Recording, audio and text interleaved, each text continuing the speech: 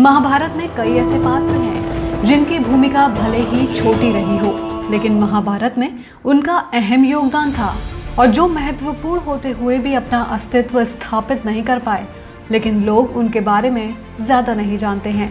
Video आगे शुरू करने से पहले अगर आपने हमारे YouTube चैनल संत वचन को सब्सक्राइब नहीं किया है तो इसे तुरंत सब्सक्राइब करें और साथ ही बेल आइकन को दबाना ना भूलें।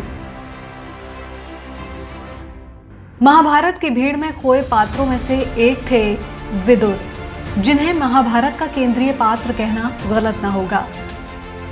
वो धृतराष्ट्र और पांडु के बड़े भाई थे, जिसके बारे में शायद ही लोग जानते होंगे। सबसे बड़े भाई होने के बावजूद भी उन्हें कभी राजपद नहीं मिला। दरअसल विदुर किसी रानी या महारानी के नहीं, बल्कि एक दासी के पुत्र थे।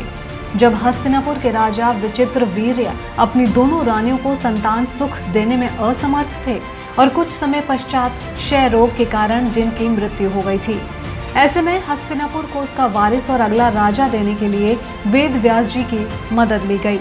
वेद व्यास ने दोनों रानियों को संतान सुख का आशीर्वाद देने के लिए बुलाया, लेकिन उनके डर से रानियों ने दासी को भेज दिया, जिस कारण पहली संतान दासी के गर्भ से हुई थी। एक दासी की संतान होने के कारण विदुर को कभी राजा का दर्जा प्राप्त नहीं हुआ, जिसके वो हकदार थे। कहते हैं कि वेद व्यास जी ने दासी के गर्भ से होने वाली संतान को विशेष वरदान दिया था, जिसके अनुसार ये संतान बेहद बुद्धिमान और सर्वगुण संपन्न थी। महाभारत के मुताबिक विदुर की सूझबूझ के कारण ही उनको हस्तिनापुर का प्रधानमंत्री बनाया गया था। विदुर ने महाभारत का युद्ध लड़ने से मना कर दिया था, लेकिन अपने अंतिम समय में उन्होंने श्री कृष्ण से एक वरदान मांगा था। विदुर श्री कृष्ण से कहते हैं, हे प्रभु, मैं धरती पर इतना प्रलयकारी युद्ध देखकर बहुत ही परेशान हो गया हूँ। मेरी मृत्यु के बाद मैं अपने शरीर का एक भी अंश इस पापी धरती पर नहीं छोड़ना चाहता।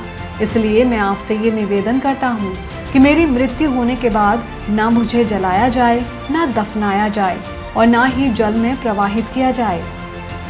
प्रभु, मेरी मृत्यु के बाद कृपया आप मुझे सुदर्शन चक्र में परिवर्तित कर दीजिएगा। यही मेरी अंतिम इच्छा है। श्री कृष्ण ने उनकी अंतिम इच्छा स्वीकार कर ली। जब महाभारत का युद्ध समाप्त हो गया तो पांचों पांडव विदुर से मिलने वन जाते हैं। जैसे ही विदुर युधिष्ठिर को देखते हैं तो वो अपने प्राण त्याग कर युधिष्ठिर में ही समाहित हो जाते हैं। युधिष्ठिर को ये घटना बहुत अजीब लगी। वो समझ नहीं पाए कि ये हुआ क्या, क्यों हुआ और इसके पीछे क्या कारण था। अपनी दुविधा का हल निकालने के लिए वो श्री कृष्ण का स्मरण करते हैं।